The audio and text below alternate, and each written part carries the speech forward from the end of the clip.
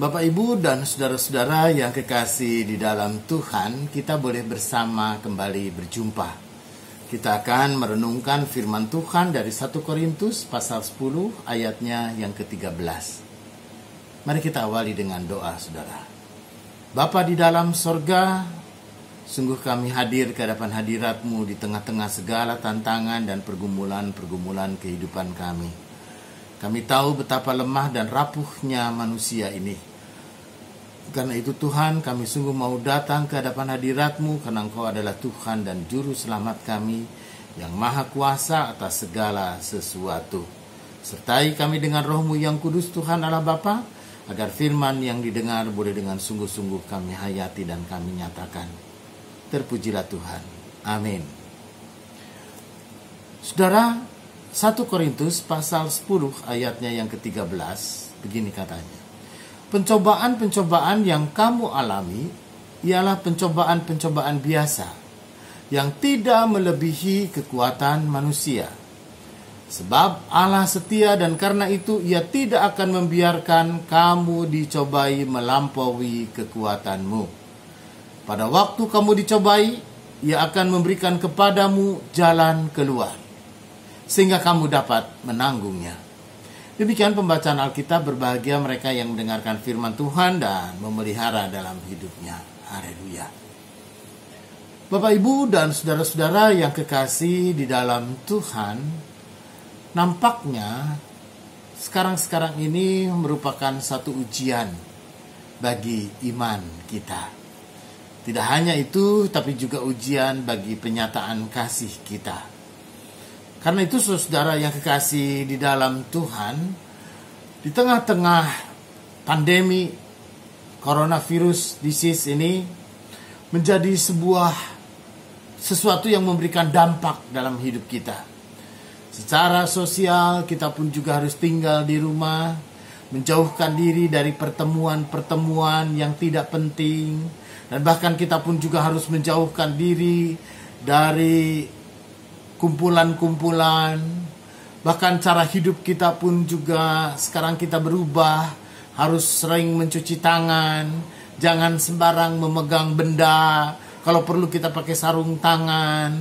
Saudara, jangan sembarang kita juga memegang mulut, hidung atau mata, karena itu menjadi jalan bagi virus itu untuk memasuki tubuh kita.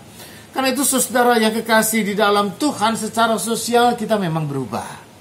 Tetapi perubahan bahwa virus ini pun juga tidak hanya mengubah kehidupan kita secara sosial, tapi juga memiliki dampak ekonomi dan dampak psikologis yang begitu cukup masif. Karena saudara, yang pertama, virus ini sangat global dan juga penularannya begitu cepat. Semua negara, semua bangsa di dunia ini juga sudah terpapar. Dan bahkan sedemikian rupa mereka pun juga lalu kemudian tertular dan tidak sedikit mereka yang meninggal dunia. Tetapi saudara yang kekasih di dalam Tuhan, maka yang menerapkan lockdown ataupun juga menerapkan pembatasan sosial berskala besar itu banyak sekali di banyak negara-negara, supaya orang semua tinggal di rumah. Dampaknya saudara, maka ekonomi masyarakat dan ekonomi warga. Kita punya pemerintah yang cukup baik memperhatikan mereka yang menjadi dampak dan kena dampak sosial yang begitu berat. Tapi saudara yang kekasih, bagi sebagian orang pun juga ini memberikan dampak psikologi. Orang bertanya, bagaimana dengan kehidupan masa depan? Dan bahkan tidak sedikit yang pengusaha yang mulai drop, stres, depresi, oleh karena situasi-situasi kehidupan ekonomi yang tidak berjalan dengan baik. Saudara yang kekasih di dalam Tuhan, lalu kemudian kita banyak bertanya, Tuhan, di manakah Engkau di tengah-tengah pandemik ini? Tuhan, di manakah Engkau ketika kami mengalami pergumulan-pergumulan yang begitu berat seperti sekarang ini? Saudara yang kekasih di dalam Tuhan, memang kita tidak menjadikan Tuhan itu seperti cabai merah.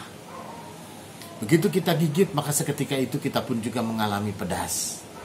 Begitu kita menyebut nama Tuhan, maka semuanya selesai pada waktunya, sesegera mungkin.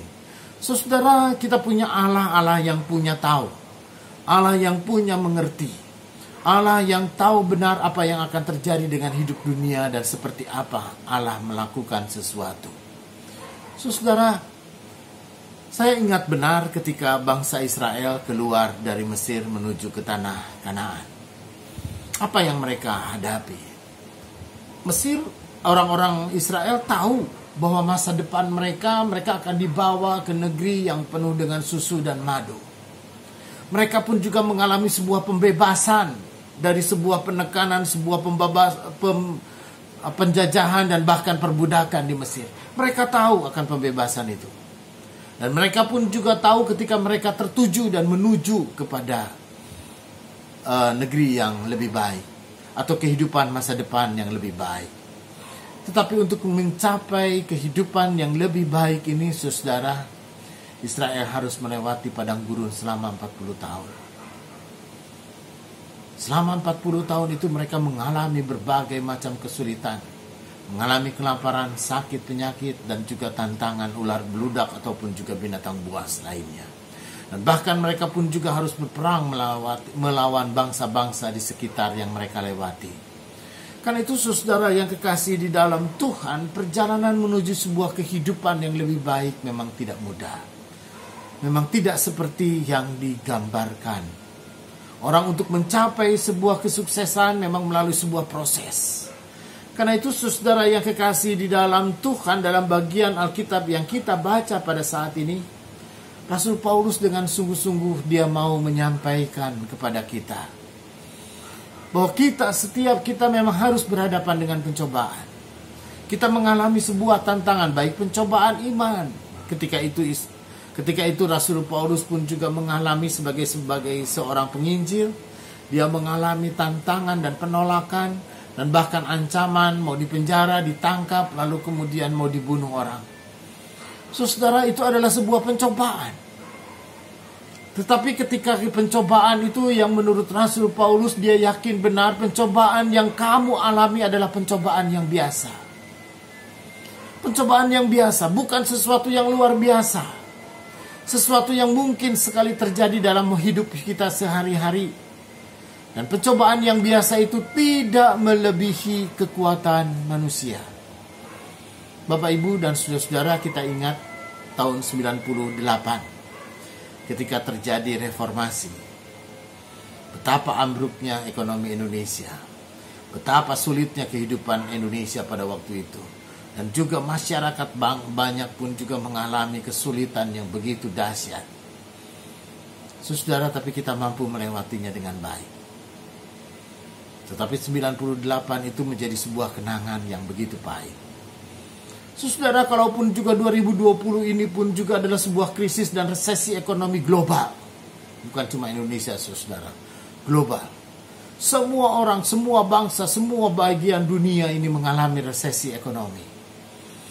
Oleh karena itu, saudara yang kekasih, kesulitan yang kita hadapi, pencobaan yang kita hadapi adalah sebuah pencobaan yang normal terjadi, biasa itu terjadi. Tetapi saudara, beda dengan orang beriman. Orang beriman akan selalu mengatakan percaya kepada Allah yang setia.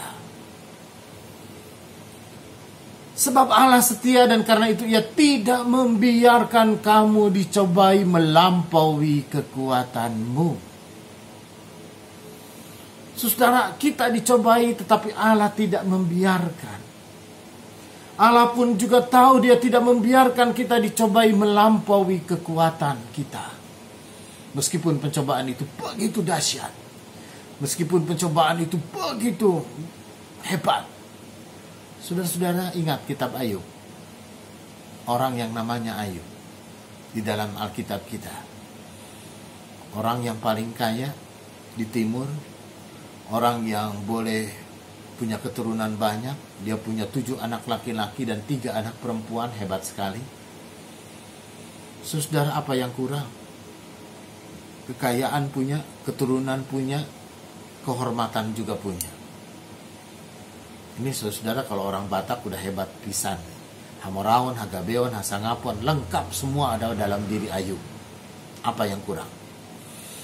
Tapi saudara yang kekasih di dalam Tuhan, ketika dia berhadapan dengan pencobaan, hartanya, ternaknya semua habis. Bahkan anak-anaknya pun juga meninggal dunia. Bahkan setelah semuanya habis, Ayub pun juga kena sakit kulit. Sehingga beling pun juga dipakai untuk menggaruknya. Saudara yang kekasih di dalam Tuhan, ketika itulah Ayub mengatakan, apakah kita hanya ingin yang baik-baik saja dari Tuhan dan tidak mau menerima yang tidak baik? Saudara yang kekasih di dalam Tuhan adalah sebuah realitas dari kehidupan Ayub. Dan itulah juga yang menjadi sebuah tantangan. Dan sampai pada akhirnya Ayub tetap setia. Kenapa? Karena dia yakin, dia percaya, dia punya Allah yang setia. Allah yang setia, yang tidak membiarkan kita dicobai melampaui kekuatanmu. Dan saudara, yang paling utama adalah bagian yang ketiga. Pada waktu kamu dicobai, Ia akan memberikan kepadamu jalan keluar, sehingga kamu dapat menanggungnya. Saudara, saya percaya kepada kata-kata bijak. Kalau 10 pintu tertutup, maka akan ada satu pintu lain yang terbuka. Apa artinya, saudara?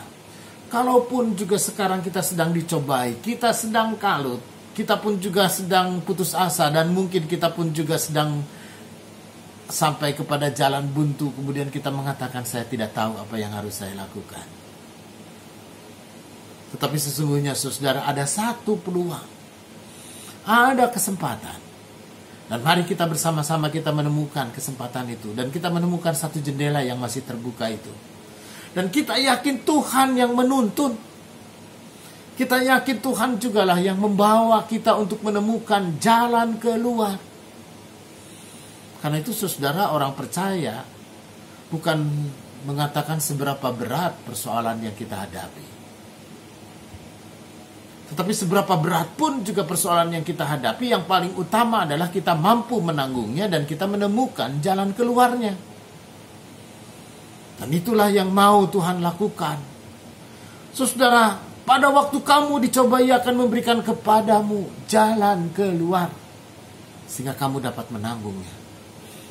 Karena itu Bapak, Ibu, dan saudara-saudara yang kekasih di dalam Tuhan, di tengah-tengah tantangan kehidupan di mana semua kita menghadapinya, di mana ada kesulitan-kesulitan yang kita hadapi, semua bagian orang, banyak orang menghadapi yang sama. Karena itu, saudara, setiap orang percaya akan diberikan kekuatan dan kemampuan untuk menanggungnya. Dan firman Tuhan pun juga mengatakan, segala perkara dapat kutanggung di dalam Dia yang memberikan kekuatan kepadaku. Karena itu, saudara yang kekasih di dalam Tuhan, percayalah, kita punya Allah yang setia, di mana Dia tidak akan membiarkan kita menanggung pencobaan melebihi kekuatan kita. Percayalah, kita punya Allah yang setia. Dialah yang akan menuntun kita untuk menemukan jalan keluar dan jalan penyelesaian yang terbaik. Sehingga pada waktunya kita semua akan merasakan dan melihat bagaimana Tuhan menuntun kita mengatasi semua problem yang ada. Mari kita berdoa, saudara. Bapa di dalam sorga, di tengah-tengah kerapuhan, kefanaan, dan kelemahan, dan keterbatasan kami manusia, kami tidak mampu untuk mengatasinya seorang diri. Tapi syukur kami punya Allah, Allah yang maha di atas segala sesuatu. Kami punya Allah yang setia, Allah yang akan menuntun kami dan menyertai kami sebagai seorang gembala yang baik. Di tengah-tengah segala tantangan pencobaan hidup yang kami hadapi, kami percaya Engkau tidak akan memberikan pencobaan melebihi kekuatan kami. Tetapi Engkau yang setia akan memberikan kekuatan sehingga kami mampu menanggungnya. Dan Engkau pun juga Allah yang akan menuntun kami untuk menemukan jalan keluar, jalan penyelesaian yang terbaik. Karena itu Tuhan Allah Bapa, ke dalam tangan-Mu sungguh kami berserah. Sertai dan berkati saudara-saudara kami dan orang-orang yang sedang menderita sakit, baik dirawat di rumah atau di rumah sakit, atau mereka yang pada saat ini dengan sungguh-sungguh berjuang untuk merawat orang-orang yang sakit, para dokter, para perawat, dan juga TNI, Polri, dan semua bagian masyarakat yang sedang berusaha untuk melawan virus ini. Kiranya Tuhan yang menolong, Tuhan juga yang menyertai setiap kami. Anugerahi kami kekuatan dan kesehatan selalu, dan jagai kami Tuhan, agar dengan kekuatan dan kesehatan ini kami boleh terus melayani dan memuji-muji Tuhan. Inilah penyerahan diri kami ke dalam tangan-Mu dan pengharapan kami untuk menemukan jalan keluar dari setiap pencobaan yang kami hadapi. Terpujilah Tuhan. Amin.